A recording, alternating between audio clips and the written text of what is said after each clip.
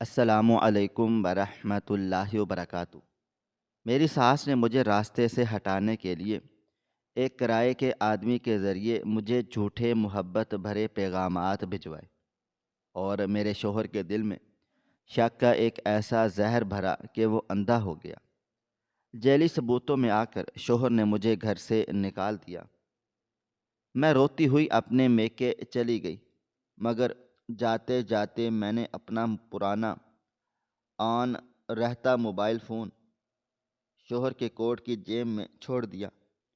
اگلے دن جب شوہر نے وہ کوٹ پہنا تو اسے موبائل فون ملا۔ اس میں پچھلی رات کی ایک ایسی ویڈیو ریکارڈ ہو چکی تھی جس میں اس کی ماں فون پر اسی کرائے کے آدمی سے کہہ رہی تھی کہ میری زندگی کی کتاب کا وہ باب جو محبت اور خوشیوں کی سنہری روشنائی سے لکھا گیا تھا اتنی جلدی درد اور آنسوؤں کی سیاہی میں ڈوب جائے گا، مجھے اس کا گمان بھی نہیں تھا۔ میں اپنی قسمت پر جتنا بھی ناز کرتی وہ کم تھا، کیونکہ مجھے سلطان جیسا محبت کرنے والا اور دیوانہ وار چاہنے والا شوہر اور بیگم سلمہ جیسی شفیق اور مہربان ساس ملی تھی، جنہوں نے شادی کے پہلے ہی دن مجھے اپنی بہو نہیں بلکہ بیٹی بنا کر اس گھر کی دہلیز پار کروائی تھی۔ میری زندگی کسی خوبصورت خواب سے کم نہیں تھی، جہاں ہر صبح محبت کی کرن کے ساتھ طلوع ہوتی تھی اور ہر شام سکون کے سائے میں ڈھلتی تھی۔ سلطان میری چھوٹی چھوٹی اور انکہی خواہشوں کا بھی اس قدر خیال رکھتے تھے کہ مجھے کبھی کچھ مانگنے کی ضرورت ہی نہیں پڑتی تھی، اور ماں جی تو جیسے میری نظر اتارتے نہ تھکتی۔ وہ اکثر شام کی چائے پر مجھے اپنے پاس بٹھا کر میرے بالوں میں انگلیاں پھیرتے ہوئے کہتی کہ سارا، تم نے میرے ویران گھر کو گلشن بنا دیا ہے۔ سلطان کے والد کے انتقال کے بعد میں نے اس گھر کی دیواروں کو کاٹ کھانے کو دوڑتے ہوئے دیکھا تھا، مگر تمہارے آ جانے سے یہاں زندگی لوٹ آئی ہے۔ ان کی محبت بھری باتوں سے میرا سینہ فخر سے چوڑا ہو جاتا، اور میں دل ہی دل میں اللہ تعالیٰ کا شکر ادا کرتی کہ مجھے ایسا سسرال ملا جہاں ساس کا روایتی خوف اور تانے نہیں، بلکہ ماں کی ممتا اور بہنوں کے جیسی دوستی ہے۔ میں سمجھتی تھی کہ یہ جنت ہمیشہ ایسی ہی رہے گی، مگر میں نادان تھی۔ میں نہیں جانتی تھی کہ یہ سکون دراصل اس ہولناک طوفان کا پیش خیمہ ہے جو میری ہستی کو سوکھے تنے کی طرح اڑا کر لے جائے گا، اور مجھے خبر بھی نہیں ہونے دے گا کہ میرے پیروں تلے سے زمین کس نے کھینچی ہے۔ ہماری شادی کو ابھی مشکل سے 6 ماہ ہی گزرے تھے کہ ہماری ہنستی مسکراتی خوشیوں کو کسی کی بدترین نظر لگ گئی، یا شاید نظر پہلے ہی لگی ہوئی تھی، بس اس کا زہریلا اثر اب ظاہر ہو رہا تھا۔ وہ سردیوں کی ایک بھیگی ہوئی اور اداس رات تھی، جب ہم دونوں اپنے بیڈ روم میں بیٹھے کافی پی رہے تھے اور مستقبل کے سہانے خواب بن رہے تھے کہ اچانک میرے موبائل فون کی سکرین روشن ہوئی اور ایک انجان نمبر جگمگانے لگا۔ میں نے لاپرواہی سے کپ سائیڈ ٹیبل پر رکھا اور فون اٹھایا۔ دوسری طرف سناٹا تھا۔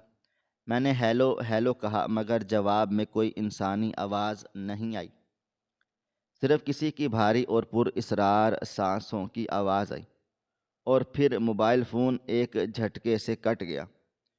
میں نے اسے رونگ نمبر سمجھ کر نظر انداز کر دیا اور سلطان سے باتوں میں مصروف ہو گئی، لیکن تھوڑی دیر کے بعد دوبارہ اسی نمبر سے کال آئی۔ اس بار گھنٹے کی آواز مجھے کسی خطرے کی گھنٹی محسوس ہوئی۔ سلطان نے سوالیہ اور قدرے حیران نظروں سے مجھے دیکھا اور پوچھا کہ سارا کون ہے جو اتنی رات گئے مسلسل کال کر رہا ہے؟ میں نے کندھے اچکا دیے اور سچائی سے کہا، پتہ نہیں سلطان، شاید کوئی تنگ کر رہا ہے۔ میں نے موبائل فون سائلنٹ پر لگا دیا، لیکن وہ رات ہماری زندگی کی آخری پرسکون رات ثابت ہوئی، کیونکہ اس کے بعد جو سلسلہ شروع ہوا اس نے میرے اعصاب شل کر دیے۔ اگلے دن سے جیسے ایک طوفان آ گیا۔ مجھے واٹس ایپ پر عجیب و غریب اور ذو معنی پیغامات موصول ہونے لگے، جنہیں پڑھ کر میرا خون جم جاتا۔ ان میں لکھا ہوتا کہ تم مجھے بھول گئی ہو جان، مگر میں تمہیں نہیں بھولا، یا پھر یہ کہ آج جو تم نے نیلا جوڑا پہنا ہے اس میں تم بہت قیامت لگ رہی ہو، اور یہ کہ کل جب تم چھت پر کپڑے سکھا رہی تھی تو میں تمہیں ہی دیکھ رہا تھا۔ یہ پیغامات پڑھ کر میرے پیروں تلے سے زمین نکل جاتی، کیونکہ وہ نمبر میرے لیے بالکل اجنبی تھا، اور پیغامات کی تفصیلات بتا رہی تھیں کہ کوئی سایہ بن کر میرا پیچھا کر رہا ہے۔ میں خوف زدہ رہنے لگی۔ میں نے ڈرتے ڈرتے سلطان کو بتا دیا۔ انہوں نے پہلے تو اسے میرا وہم یا پھر کسی کا بھونڈا مذاق سمجھا اور کہا کہ بلاغ کر دو، آج کل لوگ فارغ ہوتے ہیں، بس تنگ کرنے کا بہانہ چاہیے۔ لیکن جب یہ پیغامات بیہودہ اور انتہائی ذاتی نوعیت کے ہونے لگے اور ان میں ہمارے نجی لمحات کا ذکر اشاروں کنائیوں میں ہونے لگا تو سلطان کے ماتھے پر گہری شکنیں پڑنے لگیں۔ ان کی آنکھوں میں جو پہلے صرف محبت تھی، اب وہاں ایک انجانا سا سوال ابھرنے لگا۔ ایک دن ہم ڈائننگ ٹیبل پر ناشتہ کر رہے تھے کہ ماں جی نے سلطان کو گمسم اور پریشان دیکھ کر پوچھا کہ بیٹا کیا بات ہے، تم کچھ اکھڑے اکھڑے اور پریشان لگ رہے ہو، خیریت تو ہے؟ دفتر میں سب ٹھیک ہے؟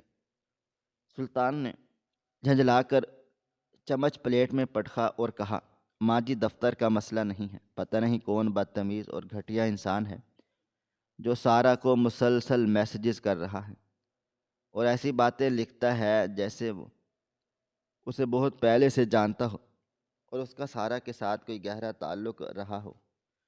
ماں جی نے چونک کر میری طرف دیکھا اور ان کی آنکھوں میں ایک لمحے کے لیے ایک عجیب سی سرد چمک آئی، جیسے میں اس وقت اپنی نادانی میں سمجھ ہی نہ سکی۔ انہوں نے فوراً شدید تفشیش کا اظہار کیا اور بولی، ہائے اللہ بیٹا زمانہ بہت خراب ہے، تم فوراً سے نمبر تبدیل کرا دو سارا کا، ہو سکتا ہے شادی سے پہلے کسی نے اسے کہیں کالج یا بازار میں دیکھا ہو اور اب تنگ کر رہا ہو۔ ماں جی کا لہجہ بہت ہمدردانہ تھا، لیکن ان کے الفاظ میں چھپا باریک زہر مجھے محسوس نہ ہوا۔ انہوں نے بالواسطہ طور پر سلطان کے ذہن میں یہ بات ڈال دی کہ شاید میرا ماضی صاف نہیں ہے اور کوئی پرانا عاشق اب سامنے آ گیا ہے۔ سلطان نے میرا نمبر تو تبدیل کروا دیا، مگر اس نئے نمبر پر بھی 2 دن کے بعد وہی منحوس سلسلہ شروع ہو گیا، اور اس بار شدت پہلے سے زیادہ تھی۔ اب تو سلطان کا رویہ میرے ساتھ تیزی سے بدلنے لگا۔ وہ گھر آتے تو میرے پاس بیٹھنے کی بجائے خاموشی سے لیٹ جاتے یا لیپ ٹاپ میں مصروف ہو جاتے۔ ان کی آنکھوں میں وہ پہلی سی محبت اب شک کے کالے بادلوں میں چھپتی جا رہی تھی۔ میں اندر ہی اندر گھٹ رہی تھی۔ مجھے لگتا تھا کہ میں کسی دلدل میں دھنستی چلی جا رہی ہوں، جہاں میں جتنا نکلنے کی کوشش کرتی ہوں اتنا ہی نیچے کو ہو جاتی ہوں۔ میں نے کئی بار قرآن پاک اٹھا کر سلطان کو یقین دلانے کی کوشش کی کہ سلطان میں اس شخص کو نہیں جانتی، میرا کسی سے کوئی تعلق نہیں رہا، میں صرف آپ کی ہوں۔ مگر شک کا کینسر بہت تیزی سے پھیلتا ہے اور یہ عقل کو اندھا کر دیتا ہے۔ ایک شام سلطان گھر آئے تو ان کا موڈ بہت زیادہ خراب تھا، چہرہ غصے سے تمتما رہا تھا۔ وہ سیدھے بیڈ روم میں گئے اور میرا موبائل فون میرے ہاتھ سے جھپٹ لیا۔ میں ہکا بکا رہ گئی۔ انہوں نے گیلری کھولی اور میرے سامنے موبائل فون کی سکرین لہرائی، جس میں کچھ فوٹو شاپ کی گئی انتہائی نازیبا تصاویر تھیں، جن میں کسی نامعلوم لڑکے کے ساتھ بہت قریب کھڑی ہوئی تھی۔ یہ تصاویر اتنی مہارت اور صفائی سے بنائی گئی تھیں کہ ایک نظر میں کوئی بھی دھوکہ کھا جائے اور اپنا ایمان ڈگمگا بیٹھے۔ سلطان نے شیر کی طرح دھاڑتے ہوئے کہا، یہ کیا ہے سارا؟ یہ کون ہے جس کے ساتھ تم اتنی بے تکلف ہو اور مجھے معصوم بن کر دکھاتی ہو؟ میں نے روتے ہوئے ان کے پاؤں پکڑ لیے اور قسمیں کھائیں کہ سلطان یہ تصاویر جھوٹی ہیں، میں تو اس لڑکے کو جانتی بھی نہیں، میں نے کبھی اس کی شکل کے انسان کو دیکھا تک نہیں، یہ ٹیکنالوجی کا دور ہے، کوئی مجھے پھنسا رہا ہے۔ مگر سلطان نے غصے میں میرا موبائل فون دیوار پر دے مارا اور چیخے کہ جھوٹ مت بولو، مجھے سب سمجھ آ رہا ہے کہ وہ پیغامات، وہ کالز سب سچ تھے۔ تم مجھ سے دھوکہ کر رہی ہو، تم نے میری محبت کا تماشا بنا دیا ہے۔ شور سن کر ماں جی دوڑتی ہوئی چلی آئیں، کمرے میں آئیں اور سلطان کو غصے میں کانپتے ہوئے دیکھ کر میرے پاس بیٹھ گئیں۔ انہوں نے میرے آنسو پہنچے اور سلطان سے بولی، بیٹا خدا کے لیے غصہ تھوک دو، ہو سکتا ہے بچی سے کوئی نادانی ہو گئی ہو، جوانی میں انسان جذبات میں آ کر بہک جاتا ہے، غلطیاں ہو جاتی ہیں، لیکن اب تو یہ تمہاری بیوی ہے، تمہارے نام کی چادر اوڑھے بیٹھی ہے، اسے معاف کر دو اور مٹی پاؤ۔ ماں جی کے یہ الفاظ میرے لیے کسی زہر برے خنجر سے کم نہیں تھے۔ وہ بظاہر میرا دفاع کر رہی تھی، مگر در حقیقت وہ سلطان کے شک کو یقین میں بدل رہی تھی کہ میرا واقعی کوئی چکر تھا اور میں گناہ گار ہوں۔ سلطان نے ماں جی کی طرف دیکھا اور نفرت سے کہا، ماں آپ اسے بچانے کی کوشش مت کریں، آپ بہت بھولی ہیں، آپ نہیں جانتی کہ اس عورت نے میری مردانگی اور میری عزت کا تماشا بنا دیا ہے۔ میں قسم کھا کر کہتی ہوں کہ میں نے کبھی کسی غیر کی طرف نہیں دیکھا۔ ماں جی نے اس وقت مجھے زور سے گلے سے لگا لیا اور میرے کان میں سرگوشی کی، بیٹی اگر سچ میں کوئی تھا تو مجھے تم بتا دیتی، میں سلطان کو سمجھا لیتی، مجھ سے کیوں چھپایا؟ میں تڑپ کر ان سے الگ ہوئی جیسے کسی سانپ نے ڈس لیا ہو اور کہا، ماں جی آپ بھی مجھے غلط سمجھ رہی ہیں، آپ تو مجھے بیٹی کہتی تھی، پھر آپ کیسے مان سکتی ہیں کہ میں اتنی گر سکتی ہوں؟ خدا کے لیے میرا یقین کریں۔ مگر ماں جی نے افسوس سے سر ہلا دیا اور اپنی آنکھوں میں مصنوعی آنسو سجا کر خاموش ہو گئیں۔ سلطان وہ رات گھر سے باہر رہے اور میں پوری رات ٹھنڈے فرش پر مصلے پر بیٹھ کر اپنے رب سے اپنی بے گناہوں کی گواہی مانگتی اور رو رو کر اپنی آنکھیں سجا لیں، مگر شاید ابھی میری آزمائش ختم نہ ہوئی تھی۔ اگلے چند دن گھر میں ایک قبرستان جیسی وحشت ناک خاموشی چھائی رہی۔ سلطان مجھ سے بات نہیں کرتے، وہ مجھے دیکھتے بھی تھے تو ان کی نظروں میں نفرت ہوتی تھی، اور ماں جی مجھے دیکھ کر لمبی آہ بھرتی تھی اور کہتی کہ ہائے میرا ہنستا بستا گھر کس کی نظر کھا گئی۔ وہ مجھے باورچی خانے میں کام کرتے ہوئے دیکھ کر پاس آتی اور کہتی کہ سارا بیٹا اگر تمہارا دل یہاں نہیں لگتا تو بتا دو، ہم تمہیں زبردستی قید نہیں رکھیں گے۔ عورت کا دل اگر کہیں اور اٹک جائے تو وہ شوہر کی نہیں ہو سکتی۔ تم نے اپنی زندگی بھی عذاب بنا لی ہے اور میرے بیٹے کی بھی۔ میں ان کے قدموں میں گر جاتی اور کہتی کہ ماں جی ایسی باتیں مت کیا کریں، میں سلطان کے بغیر مر جاؤں گی، وہ صرف میرا کوئی اور نہیں ہے، میں بے گناہ ہوں۔ لیکن وہ صرف میرے سر پر ہاتھ پھیرتی اور چلی جاتی، جیسے کسی پاگل کی بات سن کر نظر انداز کر دیا ہو۔ پھر میری سالگرہ کا وہ منحوس دن آیا جس نے میری زندگی کی کتاب کے تمام اوراق بکھیر دیے۔ میں صبح سے امید لگائے بیٹھی تھی کہ شاید آج سلطان کو یاد ہو اور شاید یہ دن ہماری دوریاں مٹا دے، وہ پرانی تلخی بھلا کر مجھے وش کریں گے۔ میں نے ان کے پسند کے کھانے بنائے، گھر کو سجایا اور شام کو تیار ہو کر دھڑکتے دل کے ساتھ ان کا انتظار کرنے لگی۔ ماں جی اپنے کمرے میں تسبیح پڑھ رہی تھیں اور مجھے کن اکھیوں سے دیکھ رہی تھیں۔ گھنٹی بجی تو میں بھاگ کر دروازے پر گئی۔ سامنے سلطان کھڑے تھے، مگر ان کے ہاتھ خالی تھے، چہرہ سپاٹ تھا۔ میرے ارمانوں پر اوس پڑ گئی۔ میں نے زبردستی مسکرا کر انہیں سلام کیا اور کہا، خوش آمدید، مگر وہ بغیر جواب دیے اور میری طرف دیکھے بغیر اندر آ گئے۔ ابھی وہ صوفے پر بیٹھے ہی تھے اور میں انہیں پانی دینے لگی تھی کہ دوبارہ گھنٹی بجی۔ ملازم نے دروازہ کھولا اور ایک بہت بڑا اور قیمتی گلدستہ اور ایک مخمل میں لپٹا ہوا گفٹ باکس اندر لے کر آیا۔ اس نے کہا کہ صاحب، یہ بی بی کے نام پر آیا ہے، کوریئر والا دے کر گیا ہے۔ سلطان نے چونک کر وہ گلدستہ ملازم سے چھین لیا۔ اس میں سرخ رنگ کے گلاب تھے جو محبت کی علامت ہوتے ہیں، مگر آج وہ مجھے خون کے رنگ کے جیسے لگ رہے تھے۔ اس میں ایک کارڈ لگا ہوا تھا۔ سلطان نے کارڈ نکالا اور پڑھا۔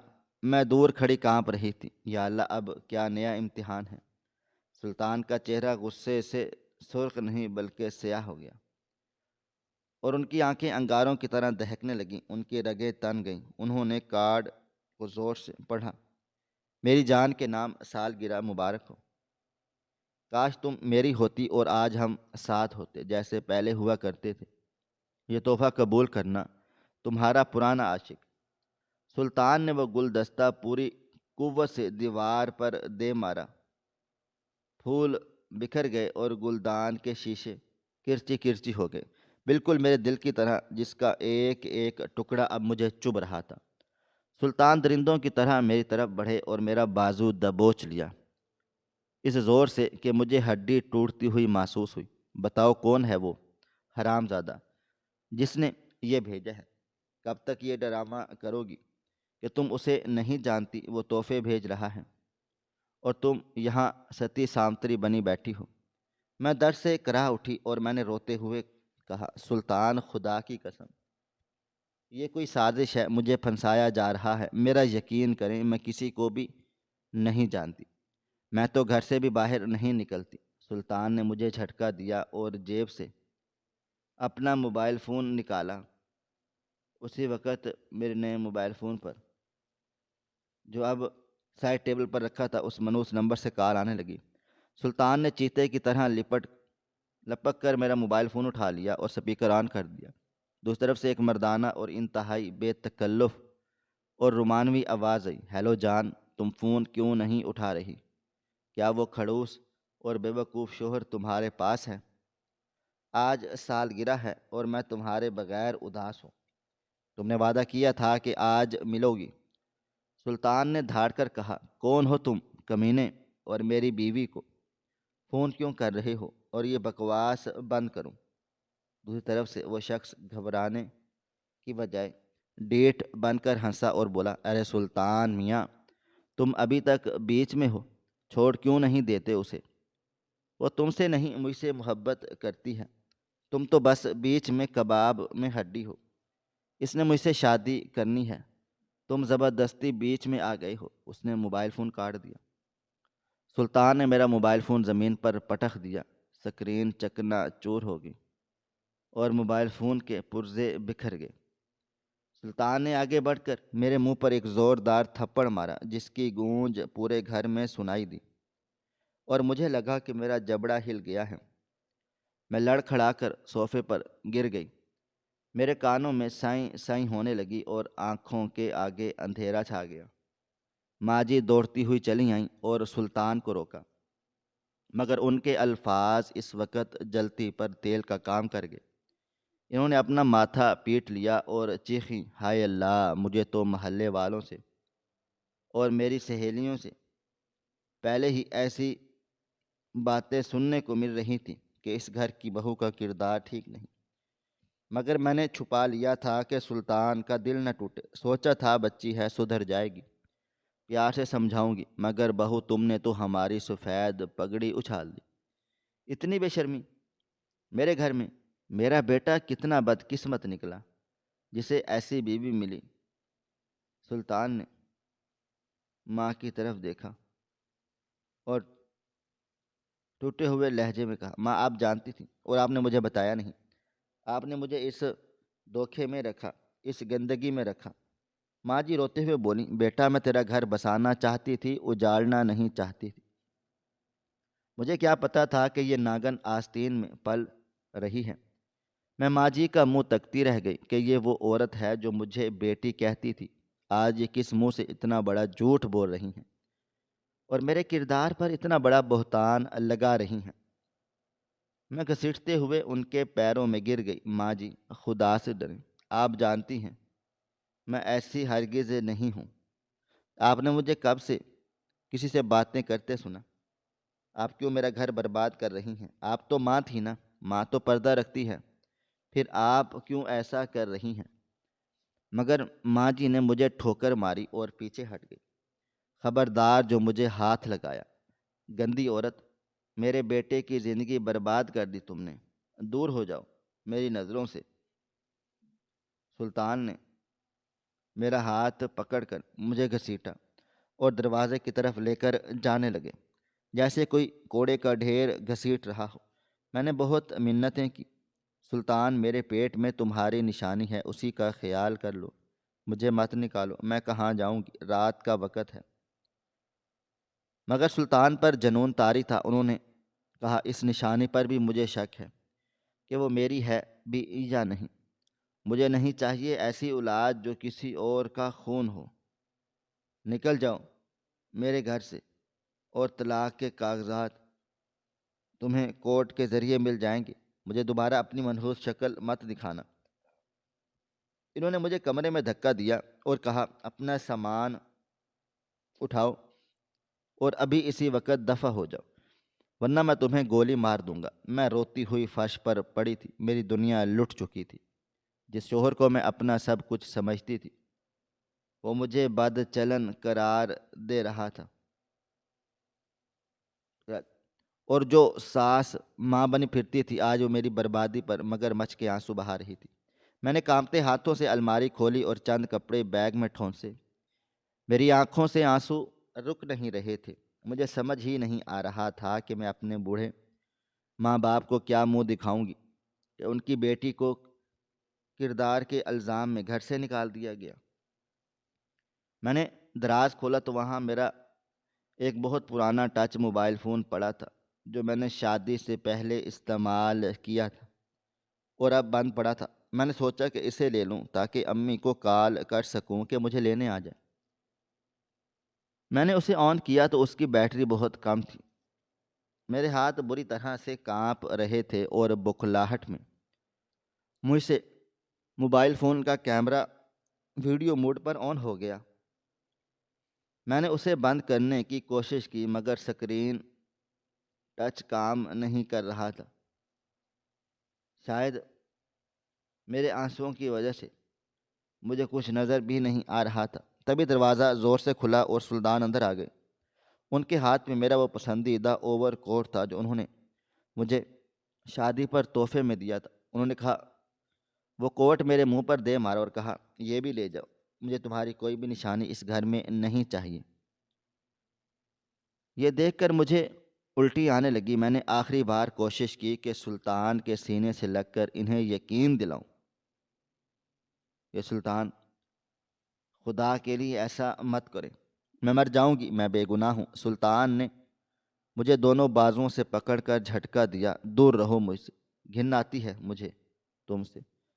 اس کا سینہ جھپٹی میں میرا وہ چھوٹا موبائل فون جو میرے ہاتھ میں تھا پھسل کر گیا اور اتفاق یا قدرت کی کسی خفیہ تدبیر سے سیدھا سلطان کے ڈھیلے ڈھالے اوور کوٹ کی بڑی سی جیب میں جا گرا جو انہوں نے پہن رکھا تھا۔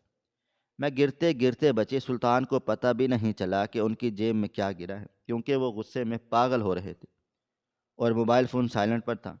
انہوں نے میرا بازو پکڑا اور گھسیٹتے ہوئے باہر پورچ تک لے آئے۔ باہر رات کا اندھیرا تھا اور ہلکی بوندا باندی ہو رہی تھی۔ ماں جی برآمدے میں کھڑی تھی اور ان کے چہرے پر ایک عجیب سا سکون تھا، جیسے کوئی مشن پورا ہو گیا ہو۔ ان کی آنکھوں میں ایک فاتحانہ چمک تھی۔ سلطان نے مجھے مین گیٹ کے سے باہر دھکا دیا اور گرجدار آواز میں بولے، آج کے بعد اس گھر کی طرف رخ مت کرنا، میرے لیے تم مر چکی ہو، اور گیٹ زوروں سے بند کر دیا۔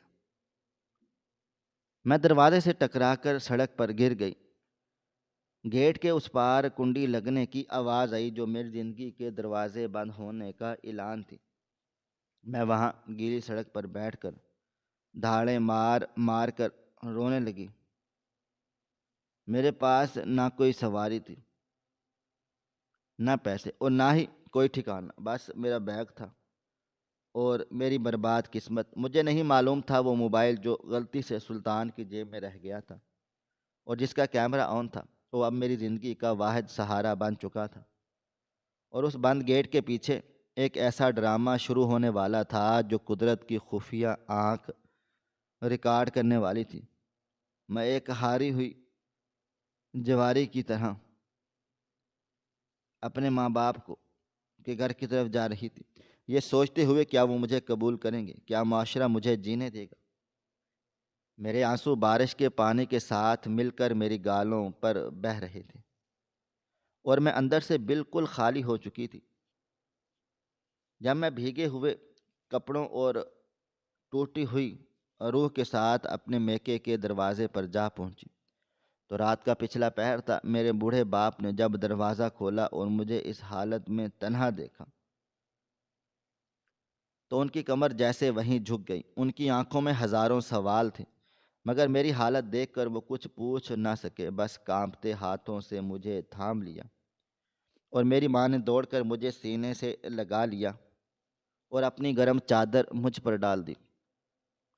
اس رات میرے گھر میں کوئی بھی نہیں سویا، چولہا ٹھنڈا رہا اور دیواریں بھی جیسے سسکیاں لے رہی تھیں۔ میرے والدین کی خاموشی اور پرنم آنکھیں مجھے اندر تک چھلنی کر رہی تھی، مگر میں پتھر ہو چکی تھی۔ میرا ذہن معاف ہو گیا تھا اور دل میں صرف ایک ہی سوال ہتھوڑے کی طرح برس رہا تھا کہ سلطان نے ایسا کیوں کیا؟ کیا میری محبت اتنی کمزور تھی کہ ایک جھوٹ کی آندھی اسے تنکے کی طرح بہا کر لے گئی؟ مجھے نہیں معلوم تھا کہ جس وقت میں اپنی قسمت کا ماتم کر رہی تھی، عین اسی وقت قدرت میرا مقدمہ لڑ رہی تھی اور سلطان کے گھر میں وہ رات قیامت بن کر ٹوٹی تھی۔ سلطان کا غصہ اب آہستہ آہستہ ٹھنڈا ہو رہا تھا اور اس کی جگہ ایک عجیب سی بے چینی اور خالی پن لے رہا تھا۔ وہ نڈھال ہو کر صوفے پر گر گئے اور سر ہاتھوں میں تھام لیا۔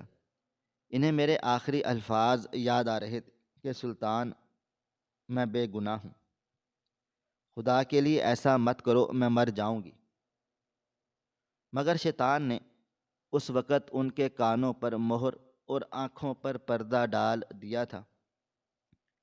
کمرے میں گھٹن بڑھنے لگی تو انہوں نے کھڑکی کھولنے کا سوچا۔ وہ اٹھے اور وہی اوور کوٹ جو انہوں نے پہنا ہوا تھا اسے اتار کر ہینگر میں لٹکانے لگے تو انہیں کوٹ کی دائیں جیب میں سے ہلکا سا بوجھ محسوس ہوا۔ تو انہوں نے چونک کر جیب میں ہاتھ ڈالا تو ان کی انگلیاں ایک ٹھنڈے اور سخت جان سے ٹکرائیں۔ یہ ایک موبائل فون تھا۔ انہوں نے حیرت سے اسے باہر نکالا۔ یہ تو میرا وہی پرانا موبائل فون تھا جو چھینا جھپٹی میں ان کی جیب میں گر گیا تھا۔ سلطان کی پیشانی پر بل پڑ گئے۔ یہ کیا ہے؟ موبائل ان کی جیب میں کیسے آیا؟ وہ اسے دیوار پر مارنے ہی والے تھے کہ ان کی نظر سکرین پر پڑی جو ابھی تک روشن تھی ان کا، اور اس پر ویڈیو ریکارڈر کا ٹائمر چل رہا تھا۔ سلطان کا ہاتھ وہیں رک گیا۔ ان کے ذہن میں پہلا خیال یہی آیا کہ شاید میں نے کوئی جادو ٹونا یا تعویذ اس میں رکھا ہے، یا شاید یہ کوئی اور چال ہے۔ انہوں نے غصے سے موبائل فون بند کرنے کی بجائے ریکارڈنگ سٹاپ کی اور یہ جاننے کے لیے کہ اس میں کیا ریکارڈ ہوا ہے ویڈیو پلے کر دی۔ سکرین پر مکمل اندھیرا تھا کیونکہ موبائل جیب میں تھا، مگر آڈیو بالکل صاف اور واضح تھی۔ اور یہی وہ لمحہ تھا جب قدرت سلطان سے میرا انتقام لینے والی تھی۔ سلطان نے والیوم بڑھایا اور سننا شروع کیا۔ پہلے تو کچھ شور اور کپڑوں کی سرسراہٹ سنائی دی اور پھر سلطان کی اپنی دھاڑتی ہوئی آواز نکلی، نکل جاؤ میرے گھر سے، مجھے تمہاری شکل نہیں دیکھنی۔ اور پھر لوہے کا بھاری گیٹ بند ہونے کی زوردار آواز آئی۔ یہ وہ لمحہ تھا جب مجھے نکالا گیا تھا۔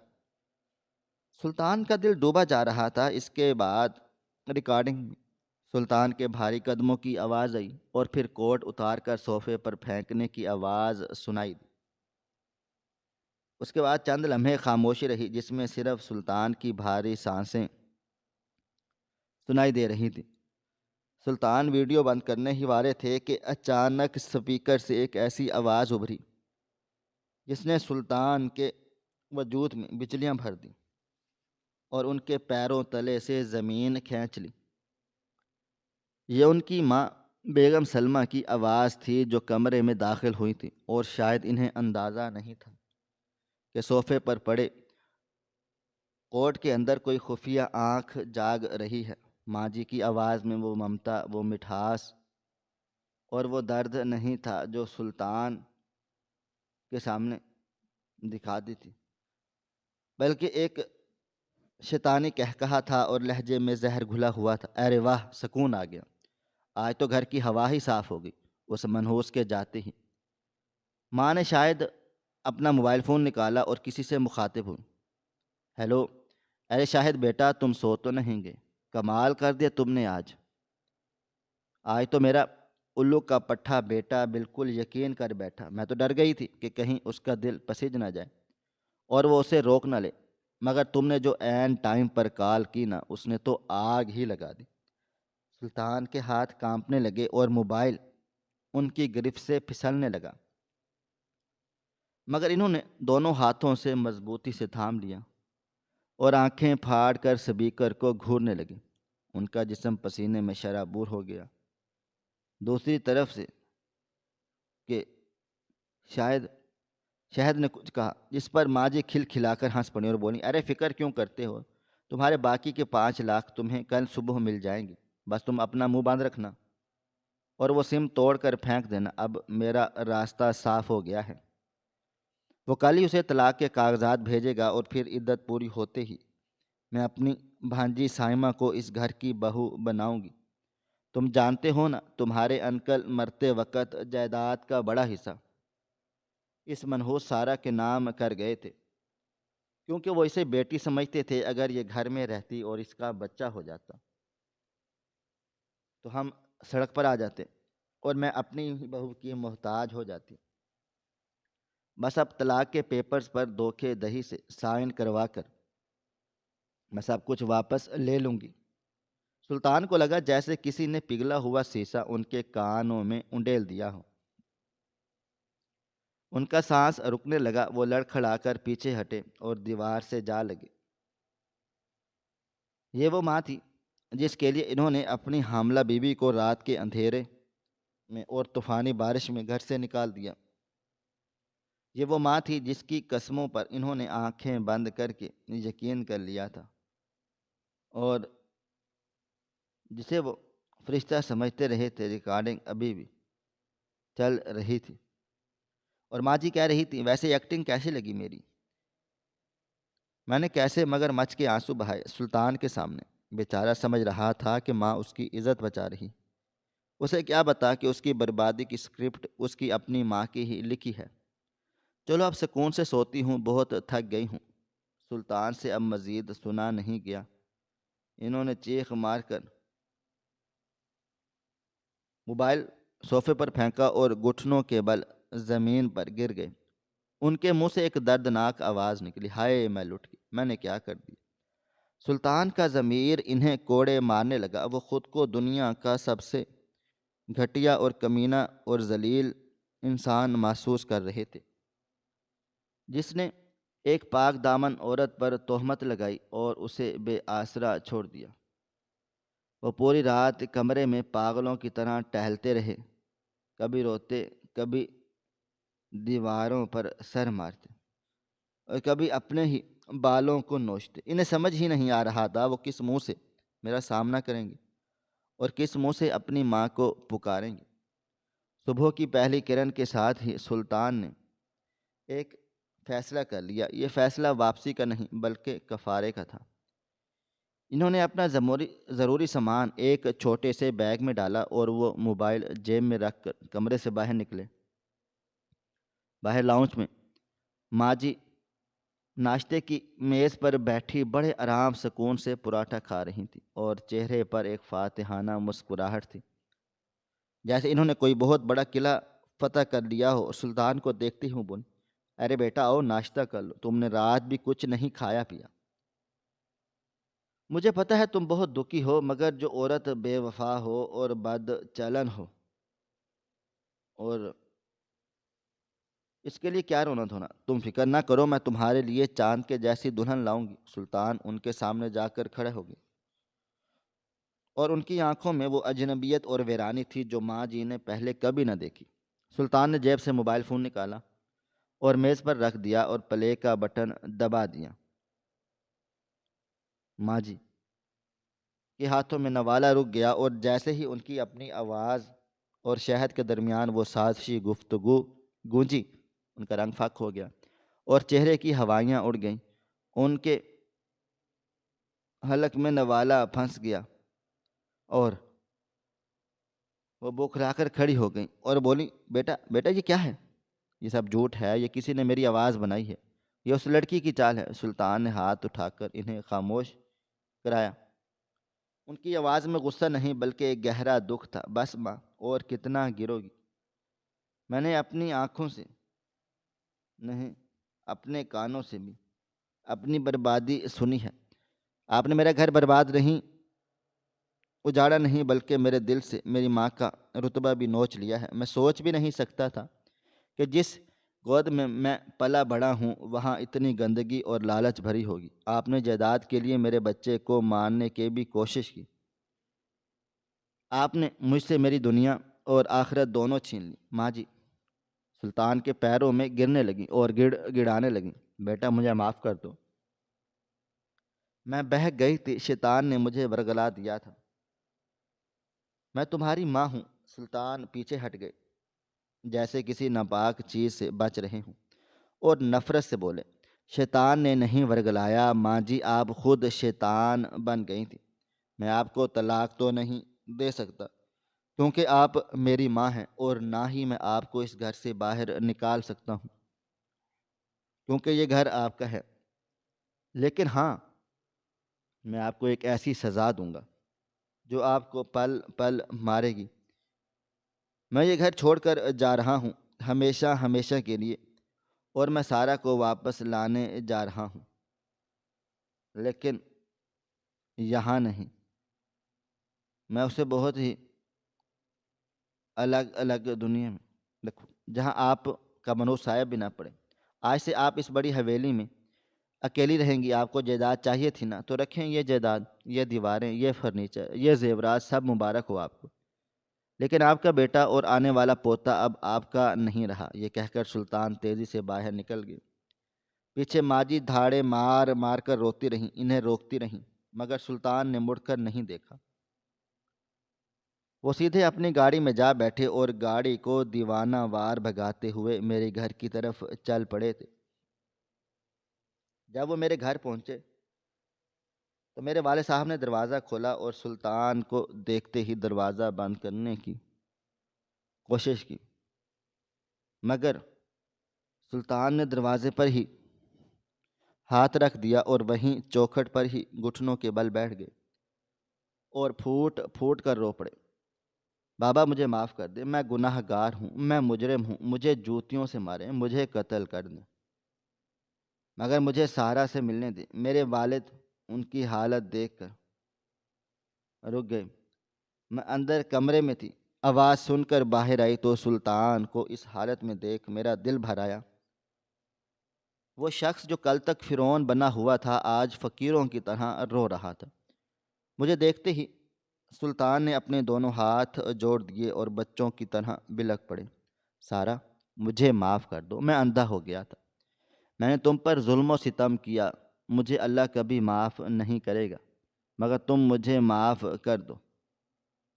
میں نے اپنی ماں کا اصلی چہرہ دیکھ لیا ہے، میں نے وہ موبائل سن چکا ہوں۔ میں نے آگے بڑھ کر انہیں اٹھایا، میرے اپنے آنسو جاری تھے۔ سلطان کا پچھتاوا سچا تھا اور محبت کرنے والے دل میں نفرت زیادہ دیر نہیں رہ سکتی۔ میں نے انہیں معاف کر دیا، مگر میں نے ایک شرط رکھی کہ سلطان، میں اس گھر میں واپس نہیں جاؤں گی جہاں میری عزت اچھالی گئی۔ سلطان نے میرے سر پر ہاتھ رکھا اور کہا، سارا، میں تمہیں وہاں لے جانے نہیں آیا، میں اس چیز کو جنم میں دوبارہ قدم بھی نہیں رکھ سکتا۔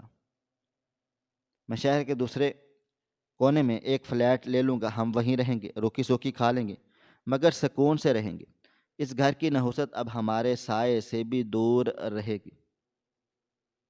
سلطان نے اپنا وعدہ پورا کیا، ہم نے ایک نئی زندگی کی شروعات کی۔ ایک چھوٹا سا گھر جہاں کوئی سازش نہیں تھی، کوئی لالچ نہیں تھا، اور سب سے بڑھ کر وہاں سکون تھا۔ سلطان نے اپنی ماں سے رابطہ مکمل طور پر ختم نہیں کیا تھا، کیونکہ وہ جانتے تھے کہ ماں کا رتبہ اپنی جگہ اور اولاد کا فرض اپنی جگہ، مگر وہ رشتہ اب صرف ایک ڈیوٹی بن کر رہ گیا تھا۔ وہ ہر ہفتے مقررہ وقت پر اس عالی شان حویلی میں جاتے جہاں اب صرف ویرانی اور سناٹا بستا تھا۔ وہ ماں جی کے لیے دوائیاں، راشن اور ضروریات کا سامان لے کر جاتے۔ ماں جی دروازے پر آہٹ سنتے ہی بھاگ آتی۔ ان کی آنکھوں میں حسرت ہوتی کہ شاید آج بیٹا انہیں گلے سے لگا لے گا، شاید آج وہ پرانی طرح مسکرا کر بات کرے گا۔ وہ سلطان کے سامنے ہاتھ جوڑتی، منتیں کرتی کہ بیٹا واپس آ جاؤ، مجھے اپنے ساتھ لے چلو، میں اس بڑے سے گھر میں اکیلے ڈرتی ہوں، یہ دیواریں مجھے کھانے کو دوڑتی ہیں۔ مگر سلطان خاموشی سے سامان رکھ کر ان کے سامنے بیٹھ جاتا، ان کی خیریت پوچھتا، مگر ان کے لہجے میں وہ اپنائیت نہیں ہوتی جو کبھی اس کی پہچان تھی۔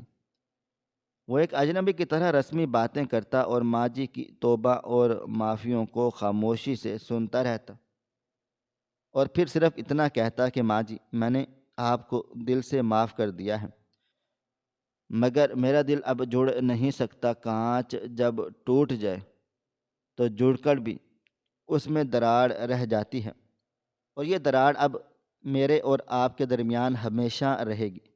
میں سارا کو آپ کے سائے میں نہیں لا سکتا۔ وہ سلطان کو جاتا دیکھ کر دروازے کی چوکھٹ پکڑ کر روتی رہتی، اور گاڑی کو تب تک دیکھتی رہتی جب تک وہ نظروں سے اوجھل نہ ہوتی۔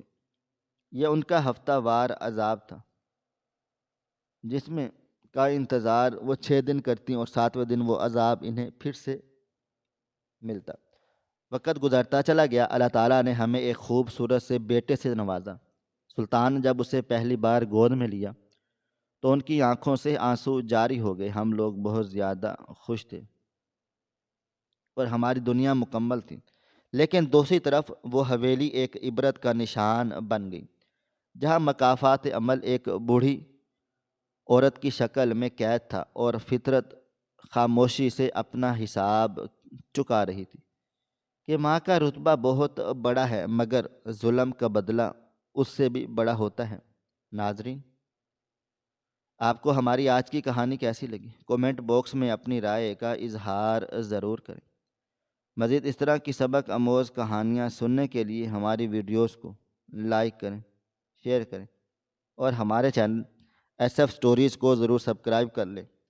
ملتے ہیں کل ایک نئی اور دلچسپ کہانی کے ساتھ، تب تک اپنا ڈھیر سارا خیال رکھیے گا۔ اللہ حافظ۔